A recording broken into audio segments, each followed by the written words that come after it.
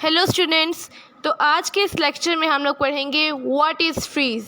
Fridge होता क्या है और किसी भी सेंटेंस में फ्रीज़ को कैसे आइडेंटिफाई किया जा सकता है और फ्रीज़ की कौन सी मेन टाइप्स है जो अक्सर बोर्ड एग्जाम्स में पूछी जा सकती हैं, और हिंट्स बताऊंगी जिससे आप फ्रीज़ की टाइप्स को आइडेंटिफाई कर सकते हैं। So let's begin. What is phrase? Group of words that modify subject and object is called phrase. Phrase basically हमारे पास सब्जेक्ट या ऑब्जेक्ट को मॉडिफाई करता है, लेकिन इसका अपना कोई सब्जेक्ट या ऑब्जेक्ट नहीं होता। जैसे कि एग्जांपल्स में of gold and in the east is a phrase. Types of freeze.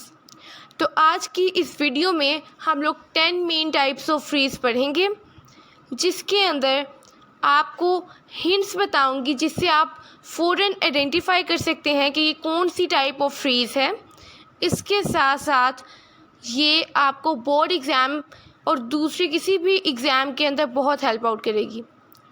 Noun phrase. A group of words that does work of noun is called noun phrase. So hint ये है कि इसके अंदर पहले क्वालिटी आती है और बाद में नाउन आता है। जैसे कि इस एग्जाम्पल में a huge beautiful horse and my friend Amna is a noun phrase, क्योंकि पहले क्वालिटी और फिर नाउन आया। Verb phrase. Group of words which include main verb plus helping verb is called verb freeze.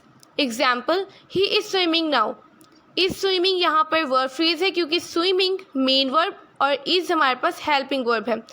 एक इम्पॉर्टेंट नोट, अगर हमारे पास helping verb use ना हो तो वो वर्ब फ्रीज नहीं होगा। जैसे ही swims every day, helping verb नहीं है लेकिन मेन वर्ब है। Prepositional phrase. A group of words that include a preposition is called prepositional phrase. Example, you were talking in a large voice. Here in हमारे पास prepositional phrase है तो ये in the large voice prepositional phrase की example होगा। कुछ prepositions लिख दिए हैं मैंने। Types of prepositional phrase, हमारे पास दो तरीके की types होती हैं prepositional phrase की, adjective phrase and adverb phrase. So adjective phrase क्या होता है? It acts as an adjective, it answers what और which, it modify noun. Hint ये है first noun and then quality comes. जैसे कि एग्जाम्पल में with long hair, adjective phrase है क्योंकि पहले नाउन और फिर क्वालिटी है।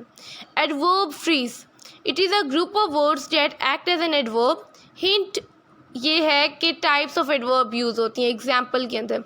जैसे कि फर्स्ट एग्जाम्पल में एट 6 o'clock, ये है हमारे पास एडवर्ब ऑफ टाइम और नीचे adverb of manner. Gerund phrase क्या होता है? It acts as a noun always. Hint ये है कि ये इन्फिनेटिव के अंदर कभी चेंज हो सकता है। Example, I enjoy watching cartoons, इसे कर सकते हैं I enjoy to watch cartoons. So it is an example of gerund phrase. Next is infinitive phrase. It acts as noun, adjective और adverb. Structure ये है कि to plus first form of verb. Example, I like to drive a car. Here to drive a car is infinitive phrase. Next is participle phrase.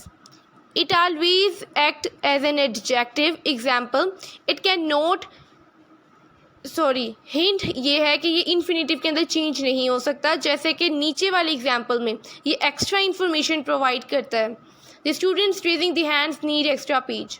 A positive phrase, it is a noun phrase that sits next to a noun and describes or identifies it with a new name. It is essential or non essential. First example में my favourite place to visit, ये हमारे पास non essential होगा और इसे हम comma के साथ separate करेंगे। माय फ्रेंड आलिया, आलिया यहाँ पर एसेंशियल और पॉजिटिव फ्रेज है और यहाँ पर कॉमा यूज़ नहीं होगा। नॉमिनेटिव एब्सोल्यूट फ्रेज, ये बेसिकली हमारे पास सेंटेंस को ब्यूटीफुल बनाने के लिए यूज़ होता है और विजुअल इमेजरी यहाँ पे यूज़ होती है और ये डिस्क्रिप्टिव राइटिंग के अंदर यूज़ होता है। For example, the girl was sitting in a corner of a room, tears rolling her cheeks. अब इसमें हमारे पास एक इमेजिनेशन हमारे माइंड में बन जाती है। इसी तरह his clothes dirty, he didn't go to party. अब his clothes noun phrase, dirty adjective और ये हमें रीज़न बता रहा है। ठीक है, तो ये हमारे पास क्या होगा, एब्सोल्यूट फ्रेज़। कुछ इंपॉर्टेंट नोट्स जो एब्सोल्यूट फ्रेज़ के बारे में है कि ये कॉमास के साथ